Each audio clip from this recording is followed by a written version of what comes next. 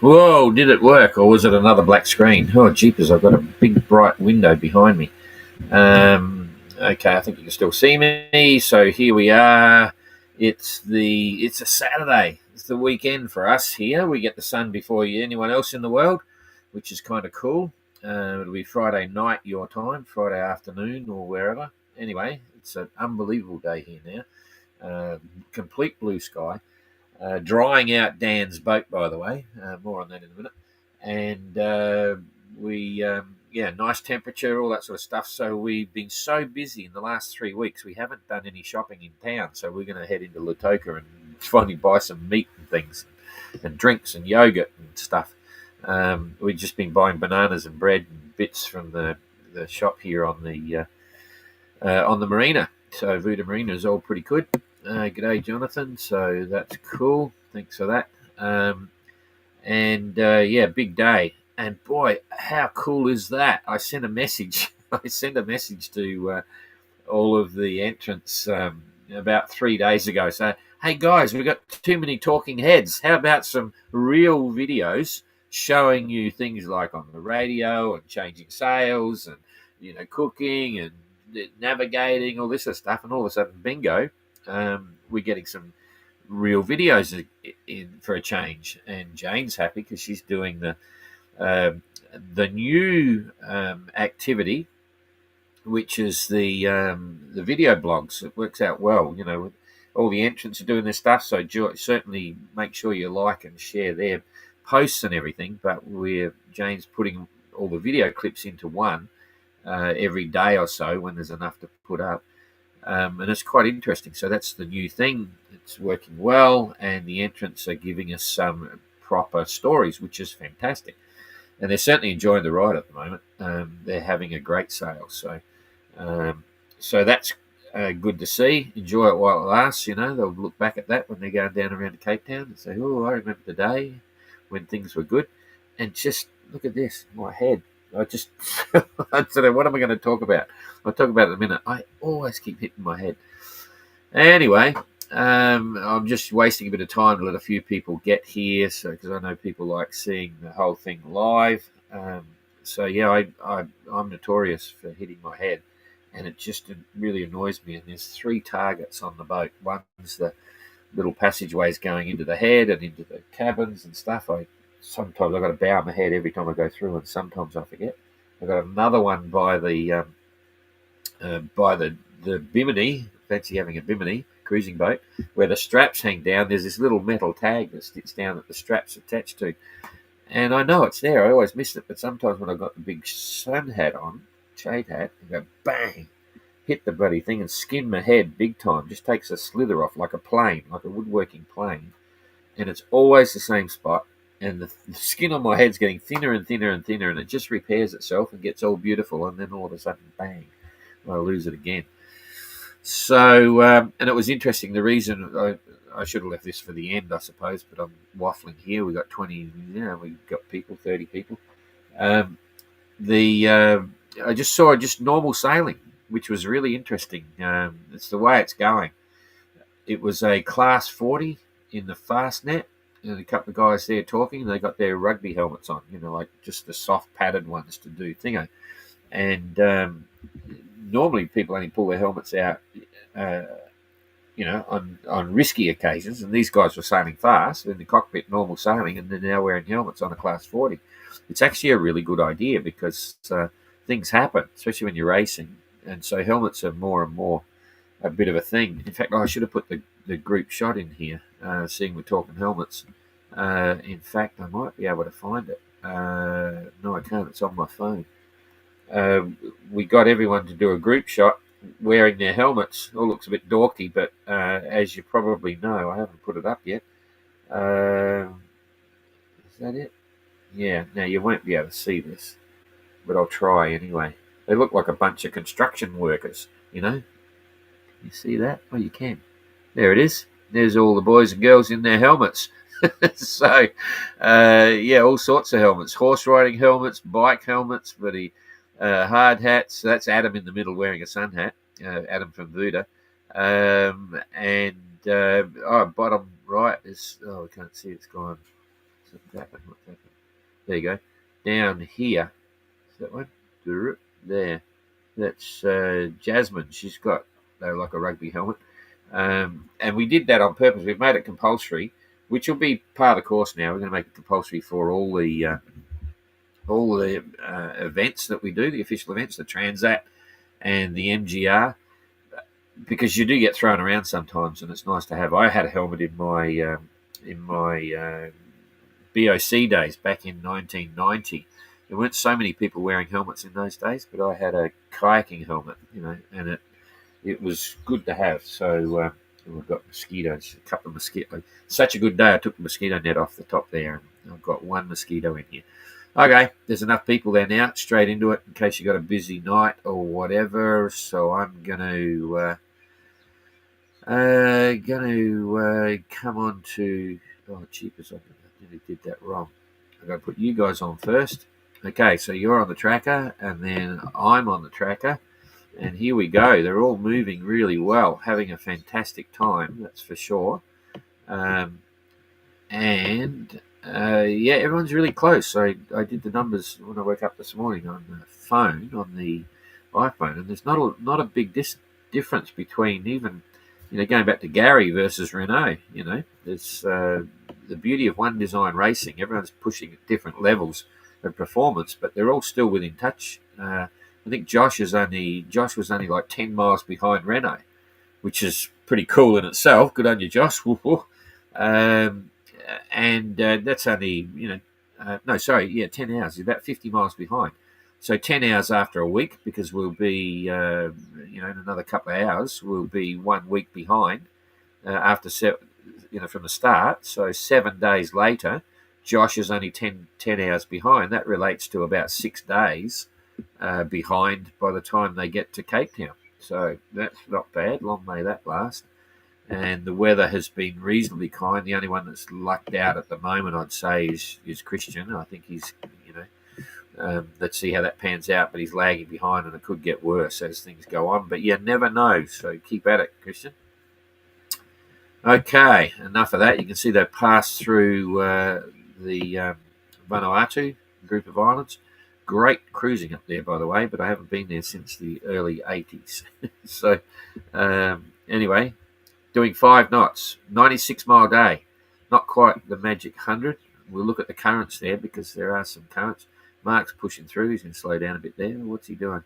Mark is doing 4.7. He's in the lee of the island there. You can see that. So anyway, Entrant doing 5 knots and 111-mile day. That's okay. I should be doing the distance to the finish, and then you can see where they're at. So 8,768 miles to Cape Town. It's all a relative thing. I need to pick this up now as we get further along. We don't need to. Okay, next down the list, Gary. 4.5 knots, 113-mile day. He's having a great time. If you saw the video blog yesterday, enjoying the ride. I'd say he's not worried too much about pressure and racing. He's up with the fleet. That's all he needs to be. And this is his last leg, so he's making the most of it and enjoying his beautiful boat. Jasmine, 5.1 knots, 119-mile day. That's all pretty good. I think they might be getting a current boost, but there's a bit of a patch of breeze right on top of them at the moment, if the forecast is correct. They've got slightly better breeze than some of the others. Eric, 4.8 knots, 115-mile day. And I didn't do the distance to the finish, 8,723. So sneaking up. Adam alongside Eric. That's a bit of a turnaround as well, I suppose, but they're going to race each other well. 123-mile day. So his breakfast menu and his attitude. He said yesterday in his video blog that he wasn't quite into racing mode yet. After you've been sailing for a couple of days, you can get bored if the conditions are perfect, so you've got nothing else to do but race. So maybe he's racing harder. He's certainly 123 alongside Eric doing 115, so something's happened.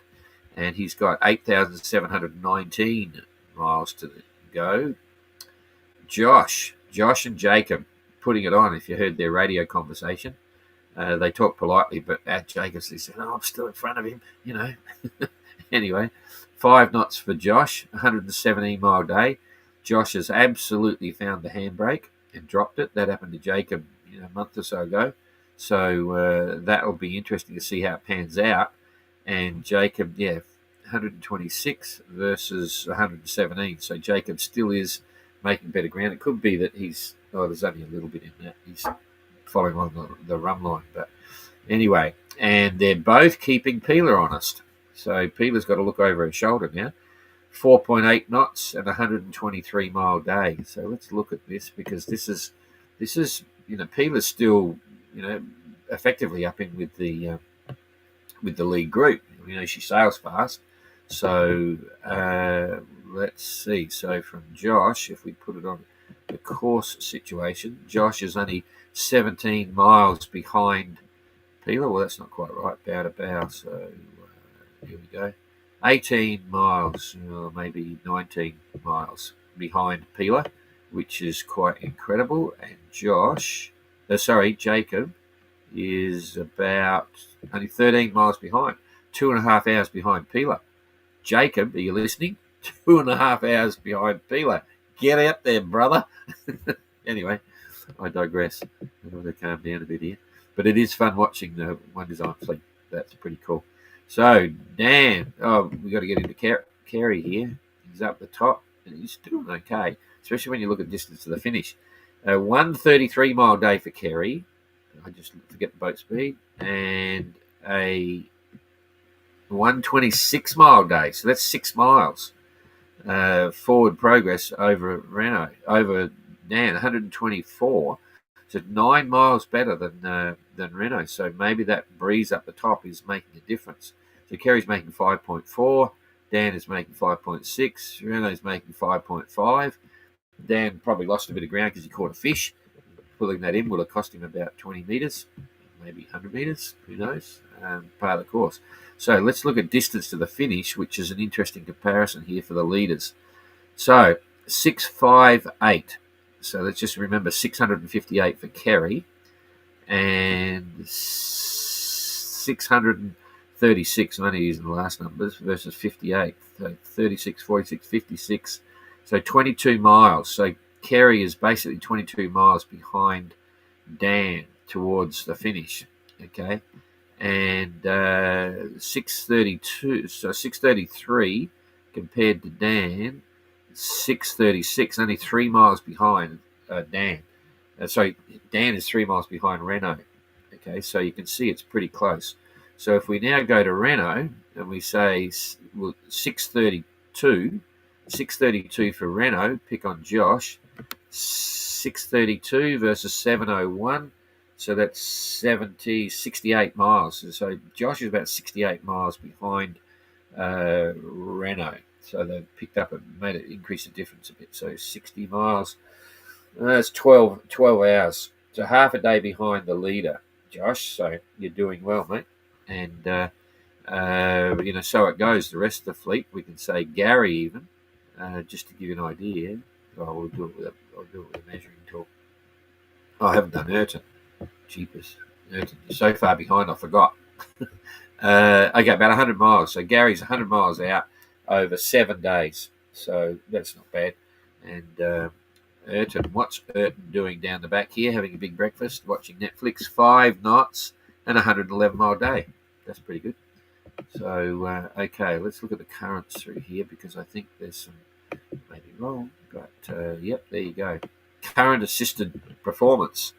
Certainly for Josh, that's he sailed right through the thick of the current there, so that would have given him a boost. Jacob's pulled out a bit of the current, and everyone else is getting a bit of a boost, but it's not a huge plus, but it's certainly not a negative, so that's helping. And Ayrton's got a bit of current down the bottom here. Christian, where is he?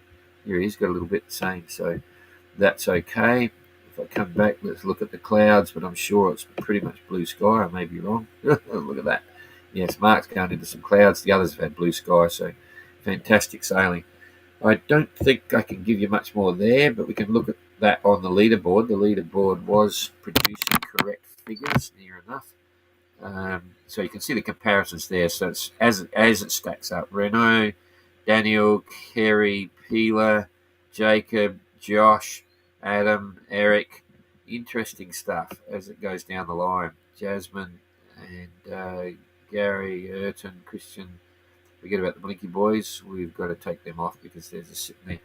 So Blinky Boys have been having a holiday, or John was, and got caught up in all sorts of wind. He'd been stuck on anchor having a holiday with his girlfriend, and now he couldn't get off the boat. Okay, I think we're out of there, so I'll just come back here. Here we go. Okay, just before I do, here's... did it again. There we go. Oh, what's going on here? There we go. There's little B in a cyclone hole, all strapped up. We took this just as it was about to go. Dan having one last look. Ada was up the front there taking some pictures and videos. She got a big file of material while she's here, by the way, so she'll be posting that later on. Dan was... it was a little bit emotional looking at the boat in the hole and then having to leave it behind. And sadly, got caught up in a big rain thing here a couple of days ago, so everything got wet. And you can't put it down below. So all these sheets and ropes and sails are on deck still. I rolled them over yesterday, drying them out. Yesterday was a good day. Today's the same. So by the end of the day, all these gear will be dry, and then I'll be able to put them down below. Little B, that's his home for a while. We'll see what happens. Okay, so the sun's boring through the windows now. Anyway, I'll just quickly look at the bits here. What else was I going to talk about? I got some other reports here. I'll just see if I can give you WhatsApp reports. Josh's message. I can see Jacob. This is from Josh's manager. I can see Jacob's little white sail on the horizon all day today. Killer fun racing today. Yeah, he's really into it now, eh? And it shows. So good on you, Josh. It's just like Master and Commander when they see the enemy behind them and put up all the sails to get away. So they're having some great fun. Here's Josh's message from last night. Oh, this is from the manager. He and Jacob were close enough to chat on the radio. The context Master Commander is one of Josh's favourite movies. There you go. So thanks for that, Kat. Little B, I got a message from Adam. He got a couple overnight. Took him 2 days to sail home because they missed their flight was delayed. And Brenda, what's Sunbear? End of day 6, Fiji to Thursday Island. Nice sailing at the moment. Past Santa Island this morning. A3 up and A7 cruising along. Just need to keep away from the wind shadow of the island. Around 110 mile a day for the last 24 hours. All the best to everyone. And we've been getting their YB3 messages and so on. So that's it for messages there. One from Erton. This is a good one. No complaints, except everyone seems to be going faster than usual. They must be in a hurry. So there's Erton's comments. But yeah, he's enjoying the ride as he does in one of the best boats in the fleet, of course, Trekker. Okay, so you can look forward to they start making their phone calls to Graham on Sunday night. The first calls go through.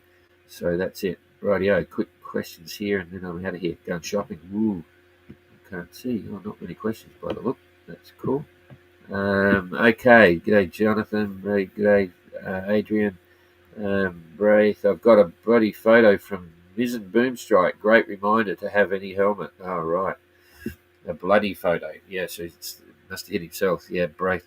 I've never had a bad one, but I used to, when I was Marine Equipment Importers, we started importing Walter boom brakes back in the early 80s, and I will never sail without a boom brake usually. And how many people over the years have we seen die in Australia from being hit on the head by booms? There was 2 in the previous Hobart, but over the years we used to watch that.